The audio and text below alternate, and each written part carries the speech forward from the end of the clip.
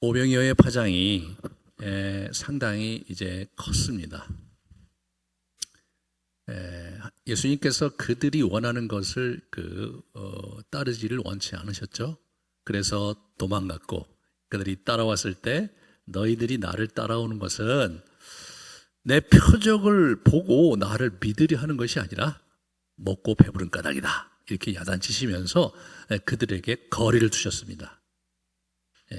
그럴 때 이분들이 뭐라고 그러냐면, 그렇다면 표적을 보여주십시오. 모세가 광야에서 만나의 표적을 보여주면서 본인이 하나님으로부터 온 것을 우리에게 증거했는데 당신이 우리에게 줄 표적은 무엇입니까? 라고 얘기하셨을 때 예수님께서 내가 하늘에서 내려온 떡이다, 세상에 생명을 주러 온 떡인 내가 그 증거다, 이런 말씀을 하셨던 것이 지난주 말씀이었습니다.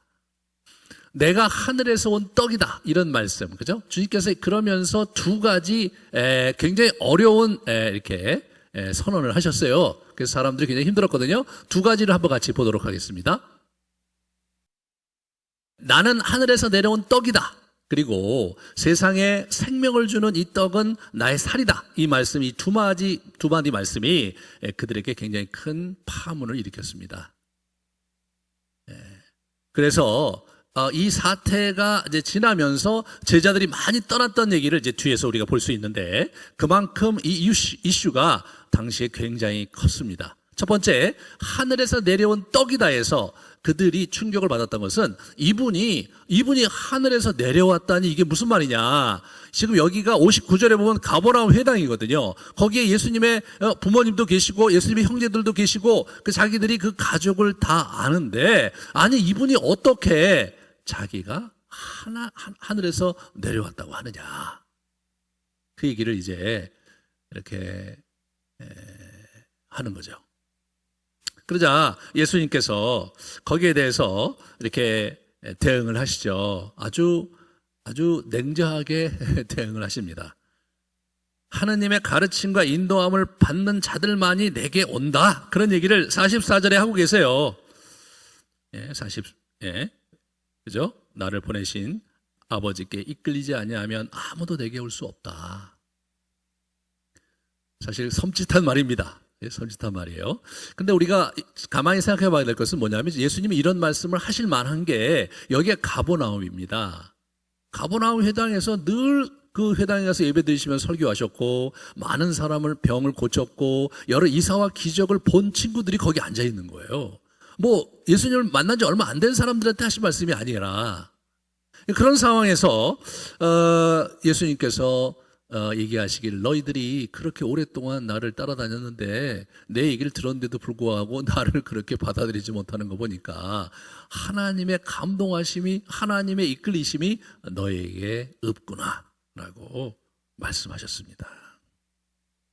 이 말씀은 실제로 메시아에 대한 예언 이사야 54장의 말씀을 인용하신 거거든요. 그 54장의 말씀이 이렇습니다. 내 모든 자녀는 여호와의 교훈을 받을 것이니 내 자녀에게는 큰 평안이 있을 것이며, 모든 자녀는 여호와의 교훈을 받을 것이다. 여호와께 배울 것이다라는 거죠. 여호와께 직접 배울 것이라는 거예요.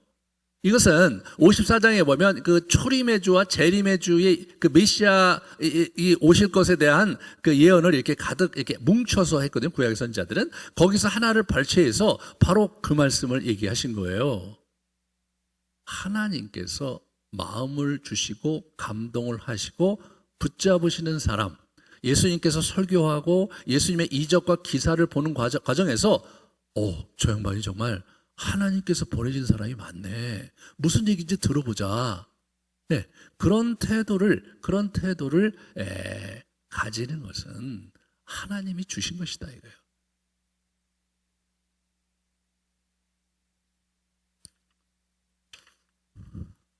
그런데 이분이 이제 한 걸음 더 나아가서 사실 굉장히 어려운 말씀을 한 번 더 하세요. 51절에 보시면, 나는 하늘에서 내려온 살아있는 떡이다, 나는 생명의 떡이다, 나는 하늘에서 내려온 떡이다, 이런 말씀을 넘어서서 살아있는 떡이다, 그런 얘기를 하신 거예요. 살아있는 떡인데 뭐예요? 그런데 뭐냐면 내가 줄 떡은 세상의 생명을 위한 내 살이다. 이런 얘기를 하신 거예요. 예? 내 살이다. 이게 막 엄청난 충격을, 반향을 일으킵니다. 그래서 52절에 보시면 유대인들이 서로 다투어 이르되 이 사람이 어찌 능히 자기 살을 우리에게 주어 먹게 하겠느냐, 이런 얘기를 이제 하는 거죠. 아니 이게 도대체 무슨 말이냐, 이게 무슨 말이냐 이거죠. 사실 이 파장은 예수님 당대에만 있었던 것은 아니고 그 이후에 사실 로마 압제 속에서 이 기독교인들이 아주 그 심각하게 문제 제기받고 저들은 살려두면 안 된다는 그러한 행정 관청으로부터 기독교에 대한 폐악을 황제에게 상소하는 상소문에 발견이 된 거예요. 그것이 무엇이냐면 이 말씀을 이들은 어떻게 하냐면 성만찬에 적용하셨거든요. 이 초대교회 성도들이. 그래서 1부 예배를, 말씀 중심 예배를 드린 다음에 그 다음에 2부 예배를 성찬식을 하는데 거기에는 세례받은 사람만 하니까 1부 예배 끝나고 이제 돌아가시고 세례받고 입교한 사람들, 그 당시에는 세례받기 위한 그 교육이 1년이나 했어요. 1년을 예비자 교육을 한 다음에 그 다음에 세례를 줬거든요. 그러니까 뭐 성도들 중에 엊그제 온 사람은 전혀 들어올 수가 없었겠죠. 1부 예배 끝나고 이분들이 안에 있는 깊숙한 처소에 들어가서 거기서 이제 성찬식을 하는데, 그러니까 내 피요, 내 살이다, 뭐 내 떡이다, 뭐 이런 얘기 하는데 그걸 막 먹고 마시면서 형제자매 이런 얘기 하니까 이분들이 이제 오해를 했어요. 저분들이 사람을 잡아먹는 사람들이다. 그 당시 그 유아를 이렇게 버려두는 경우가 되게 많았대요. 그거를 아마 몰래 가져다가 삶아 먹는 놈들이 아니냐. 그것이 공식적인 기독교인에 대한 공식적인 그 폄하하는 이슈였어요. 그러니까 이게 이제 이 파장이 계속 흘러간 거죠. 이 이슈가 사실은 쉬운 이슈가 아니었던 것 같아요, 당대에는. 근데 오늘 본문을 가만히 보면 실제로 뭡니까? 실제로 이분이 비유 언어를 말씀하셨음에도 불구하고 이걸 비유 언어가 아니라 그대로 받아들이면서 이걸 굉장히 심각하게 이들이 이제 문제 제기를 했습니다. 이에 예수님께서 대응을 하시죠. 내 살을 먹고 내 피를 마시는 자는 영생을 가졌다, 이런 식으로 대응을 하세요. 네? 그러니까 야, 너희들 그런 얘기 하지 마라. 지금 내가 그런 얘기 하는 게 아니지 않느냐라고 하면서 그들을 찬찬히 다독이면서 말씀하신 게 아니라 한 걸음 더 나아가갖고 그냥 단도직입적으로 확 얘기를 하시는 거예요. 내 살을 먹고 내 피를 마셔야 된다. 야, 어려웠겠죠. 굉장히 어려웠을 거라는 생각이 듭니다. 그 당시에는 사실 이러한 비유를 썼던 그러한 흔적들이 이제 발견이 된다고 그래요. 왜냐하면 사람의 내적 실전, 그 영혼의 양식을 먹고 마시는 이런 표현들이 이제 철학자들 이런 글에 나오기는 하는데 이 사람들은 이제 그렇게 받아들이질 않았던 거죠.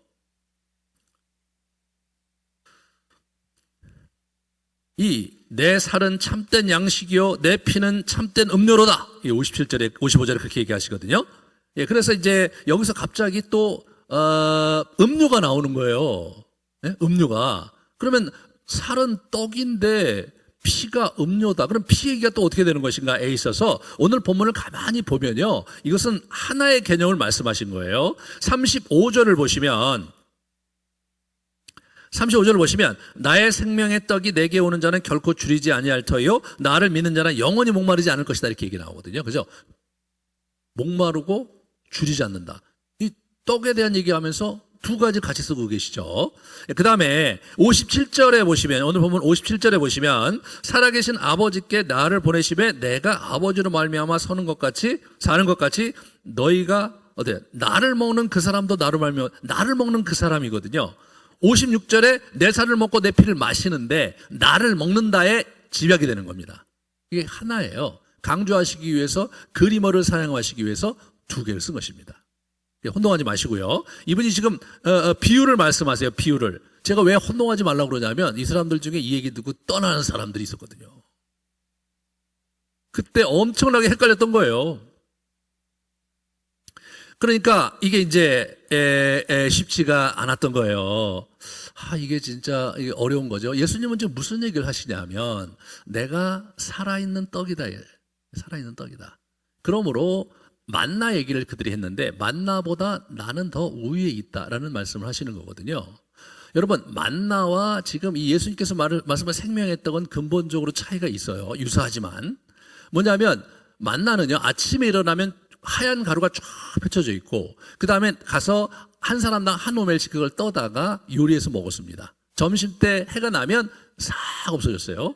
근데 여러분, 이 얘기의 배경이 오병이어예요. 오병이어는 그런 식으로 된 게 아닙니다. 5개의 보리떡과 2마리의 이제 생선, 2마리의 생선을 가지고 예수님께서 기도하시고 축사하시니까 앉아있는 사람들이 다 먹었어요. 이분이 살아있는 떡이 이게 계속 주는 떡이란 말이에요. 계속 주는 떡이란 말이에요. 만나는 살아있는 게 아닙니다. 그것의 실체를 보여준 사건이 오병이어였거든요. 하늘에서 내려온 떡은 살아있기 때문에 계속해서 줄 수 있는 거예요. 그 떡이. 예? 다시 말해서 예수님께서 축사하실 때 저는 잘 모르겠지만 또 우리가 어떻게 설명해야 될지 잘 모르겠지만 그 떡이 살아있기 때문에 여러분 계속해서 준 거예요. 하나님께서 우리에게 주신 생명의 떡이라는 것은 우리의 필요에 맞게 지속적으로 다함 없이 목마르지도 않고 주림 없이 계속해서 공급되는 살아있는 떡이다. 그러므로 나를 먹어야 된다. 그 말씀을 이분이 하셨는데 이들은 그 말씀에는 귀를 기울이지 못하고 엉뚱하게 이제 아니 도대체 살을 먹는다는 게 말이 되냐. 60절에 나옵니다. 60절에 이렇게 나오죠. 제자들 중 여럿이 듣고 말하되 이 말씀은 어렵도다. 누가 들을 수 있겠냐. 이런 얘기를 하면서 막 수군거립니다. 여러분, 앞부분까지는요. 유대인, 무리들이 유대인이라고 나오고요. 그 다음에 이제 이렇게 59절에 보면 유대인의 회당에서 말씀하셨다 그래서 아마 집회가 끝났던 것 같아요. 그리고 이제 그 집회 장소로 나오셨는지 어딘지 모르지만 그 다음에 제자들이 모인 거예요. 제자들이. 이 제자들은 나중에 보시면 12제자 67절에 보면 12제자가 나오거든요. 12제자가 따로 나오는 걸로 봐서 이게 다른 제자들이에요. 다시 말해서 성경에 보면 70인의 제자들이 있었거든요. 그 이상의 제자들이 많았어요. 12제도가 따로 있었고. 그런데 이 12제자 외에 다른 제자들이 이제 수군거리면서 굉장히 힘들어하면서 너무 어렵다. 너무 어렵다.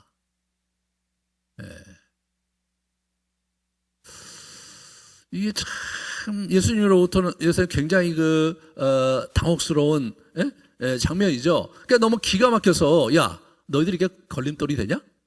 62절 보세요. 그러면 너희는 인자가 이전에 있었던 곳으로 올라가는 것을 본다면 승천한다면 야 너 하늘나라로 올라간다면 너희들 어떻게 하려고 그러냐? 그런 얘기를 하시는 거죠. 그러면서 이제 비로소 얘기하세요. 야 여러분 3절을 보세요. 살리는 것은 영이니 육은 무익하니라. 내가 너희에게 이른 말은 영이요 생명이다. 야 지금 영적인 얘기를 하는 거다. 아주 분명히 말씀하시잖아요.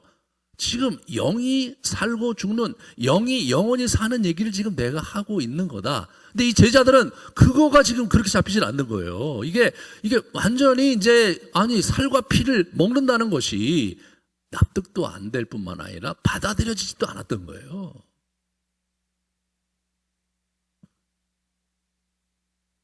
그러면서 64절에 한 말씀 하시죠. 너희 중에 믿지 아니하는 자들이 있구나.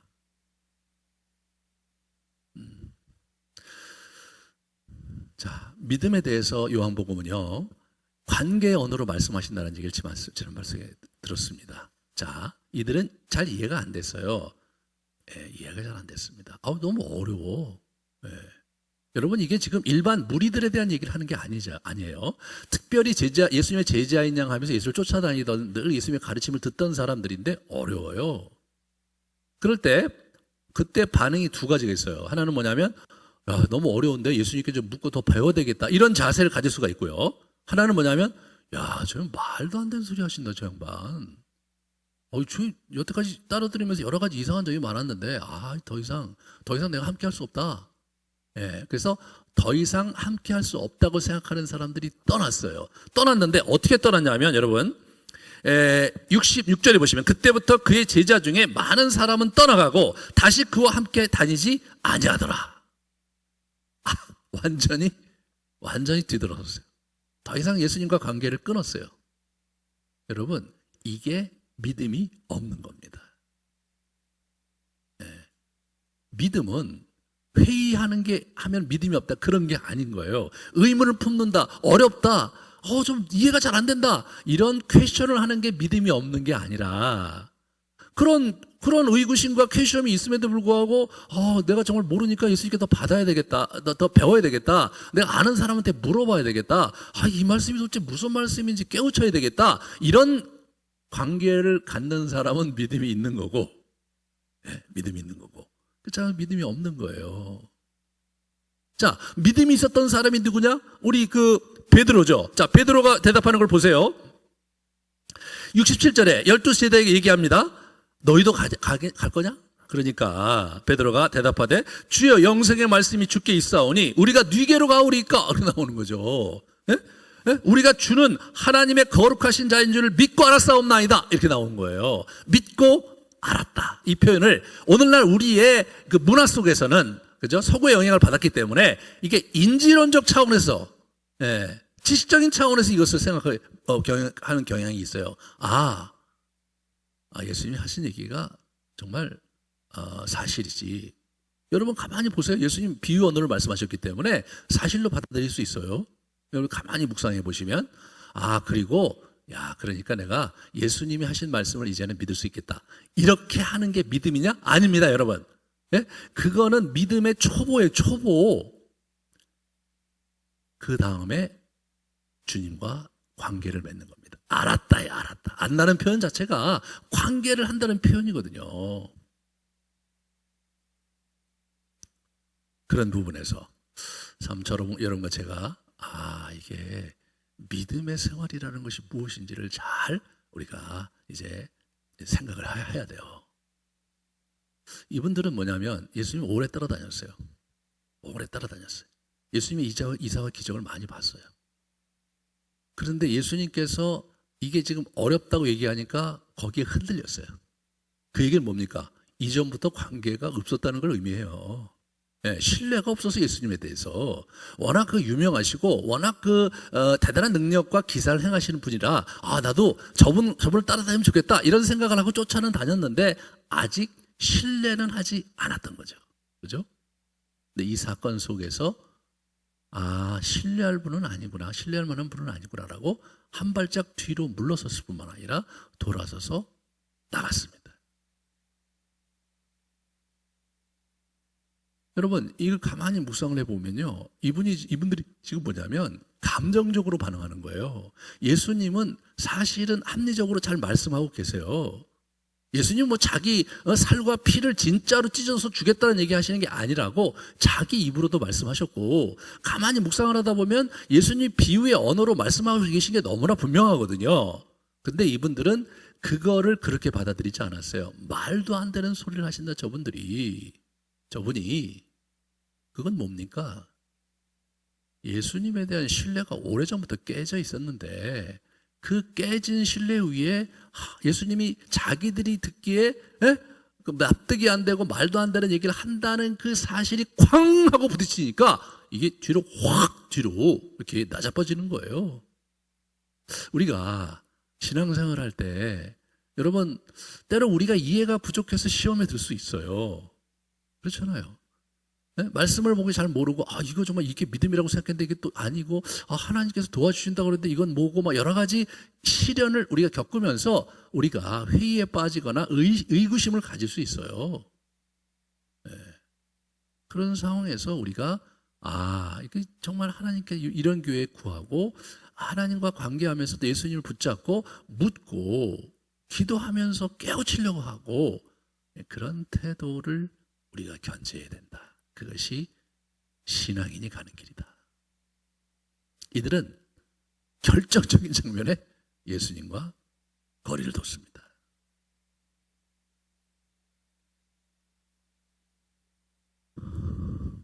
이 환난 속에서 이 어려움 속에서 여러분이 정말 그 납득할 수 없고 이해할 수 없는 그런 일을 여러분의 삶의 현장에서 받을 수 있습니다. 여러분의 고난이, 여러분의 경제적인 또 여러분이 갖고 있는 삶의 정황 속에서 설사 그렇다 하더라도 여러분 그 문제를 여러분 스스로 해결하려고 하지 마시고 하나님 왜 나를 안 도와주시냐 그런 식으로 생각하면서 수군거리지 마시고 주님께 나와서 주님께 구하고 믿음의 길로 나아가시는 여러분 되시기를 주님의 이름으로 축원합니다.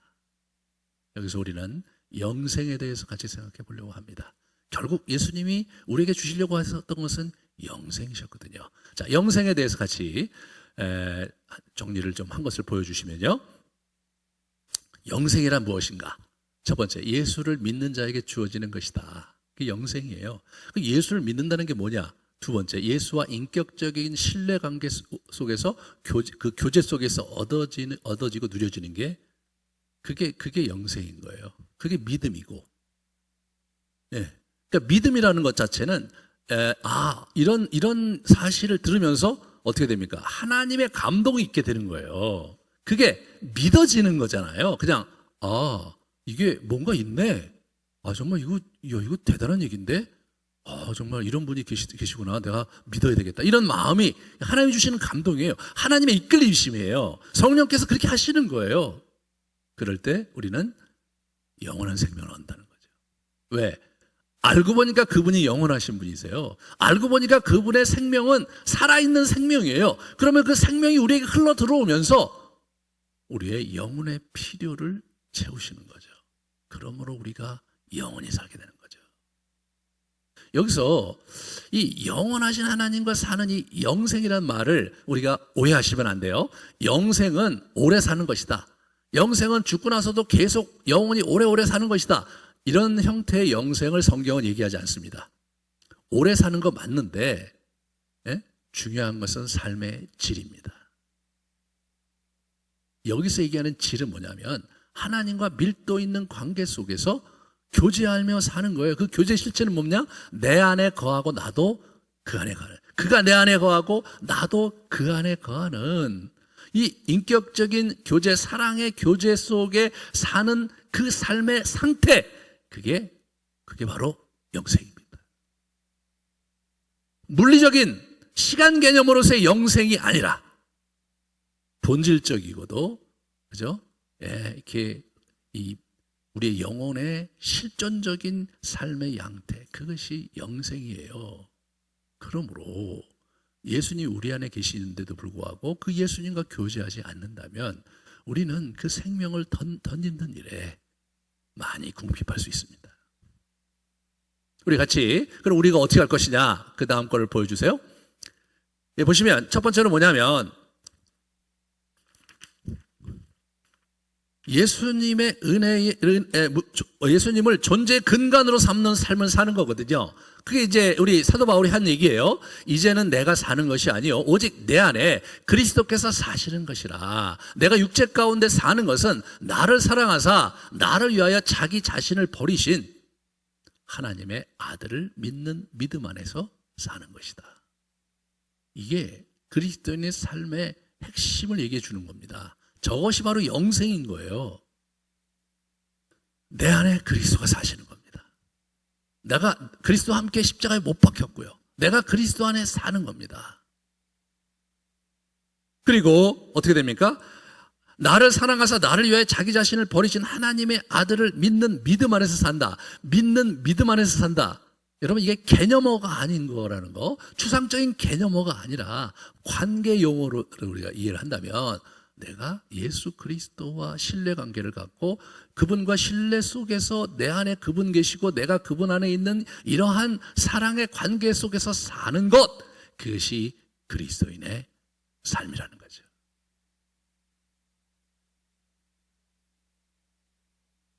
우리는 그 예수님으로부터 생명을 얻게 되는 겁니다. 오늘 53절과 요한일서 5장에 있는 말씀을 같이 보도록 하겠습니다.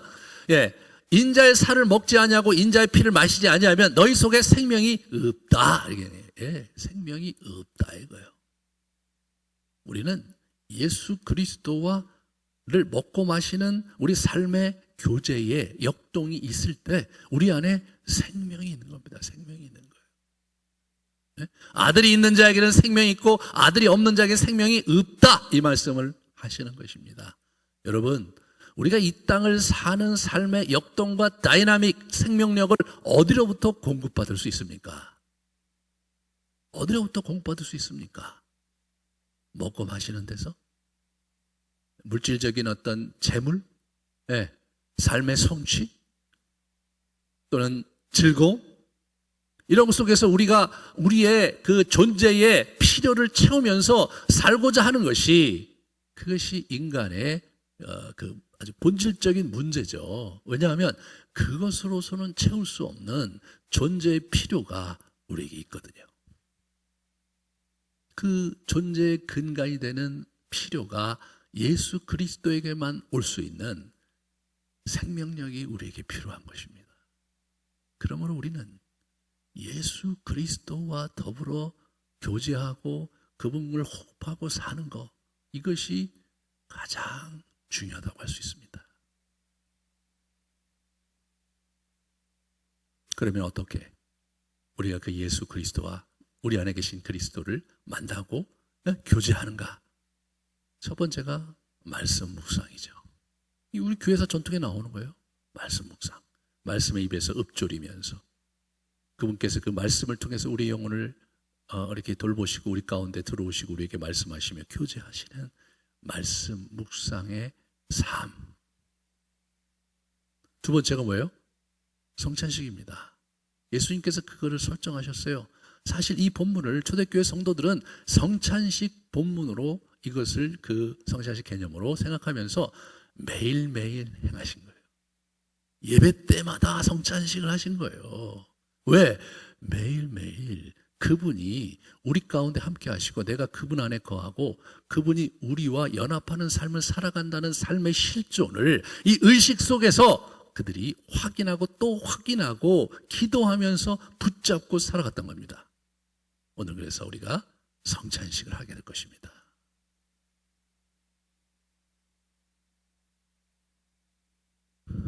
어떤 한 주석가가 굶주린 자 앞에 놓인 빵에 대한 그 묵상을 한 것이 있는데 제가 번역을 해서 같이 한번 얘기하면서 우리가 한번 이렇게 성찬식 하기 전에 우리의 마음을 정리해 보려고 합니다. 어떤 굶주린 자가, 그 영상을 잠깐 보여주세요. 네, 빵을 보여주세요. 예, 제가 저걸 봤다고 합시다. 이제 지금 너무 배가 고파요. 예, 그런데 한번 이 우리 데이빗 쿠삭이라는 사람이 어떻게 했는지를 그 다음 걸 보여주세요. 우리가 그것을 본다고 굶주림을 해결할 수 없을 것입니다. 빵의 재료를 안다거나 그 빵을 멋지게 사진을 찍어 놓는다 해서 배고픔이 사라지지 않을 것입니다. 그 빵을 손으로 움켜쥔다고 해서 나아질 것은 없습니다. 다른 사람들에게 빵에 대하여 자랑하며 그 빵을 판다고 해도 당장 나의 굶주림이 해결되진 않습니다.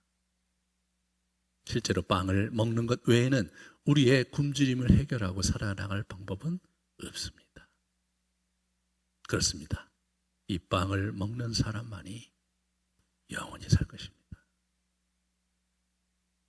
오늘 우리가 이 성찬식을 하면서 이 말씀을 여러분 가슴에 새기시고 나가실 때 특별히 준비한 빵을 한 가지 하나씩 들고 가시면서 이 영상을 여러분 마음에 간직하시기를 바랍니다. 우리 잠깐 기도하겠습니다.